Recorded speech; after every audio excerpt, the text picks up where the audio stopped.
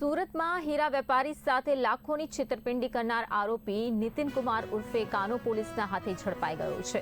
આરોપી હીરા ખરીદવાના બહાને વેપારીઓ પાસેથી માલ મેળવી પેમેન્ટ ચૂકવ્યા વિના છેતરપિંડી કરતો હોવાનો આક્ષેપ છે। વોટ્સએપ કોલ અને ખોટી ઓળખનો ઉપયોગ કરીને વેપારીઓને વિશ્વાસમાં લઈ લાખો રૂપિયાના હીરા મેળવ્યા હોવાનું સામે આવ્યું છે। આ સમગ્ર મામલે ગુનો નોંધાયા બાદ પોલીસે નીતિન કુમાર ઉર્ફે કાનાની ધરપકડ કરી વધુ તપાસ હાથ ધરી છે। जी सर। સુરત શહેર એ ડાયમંડના વ્યાપાર માટે સમગ્ર ભારત અને વિશ્વમાં પ્રખ્યાત છે। એ જ અનુસંધાને સુરતમાં હીરાનો વ્યાપાર કરતા વેપારીઓ પોતે જે હીરાઓ તૈયાર કરેલા છે એ હીરા રેપનેટ નામની એક વેબસાઇટ છે કે જે ઇન્ટરનેશનલ લેવલની છે।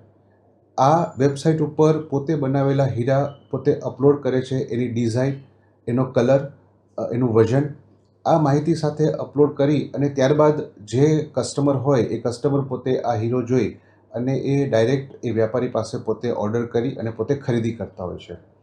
આવું જ આ જ પ્રકારની જે પ્રક્રિયા છે એમાં અમુક અસામાજિક તત્વો, ગુનેગારો પોતે આ સાઇટનો દુરુપયોગ કરી અને ઘણા બધા વેપારીઓ સાથે છેતરપિંડી કરતા હોય છે। એવો જ એક બનાવ ઓક્ટોબર 2025માં બનવા પામેલ હતો, જે અનુસંધાને ફરિયાદી શ્રી સંજયભાઈ ગોટીની ફરિયાદ લઈ અને જે તે સમયે આરોપીઓની ધરપકડ કરેલી હતી। એ જ આરોપીઓ પૈકી એક નીતિન વડછક કરીને આરોપી ઉંમર વર્ષ 30નો એ નાસ્તો ફરતો હતો। એ આરોપીની બાતમીના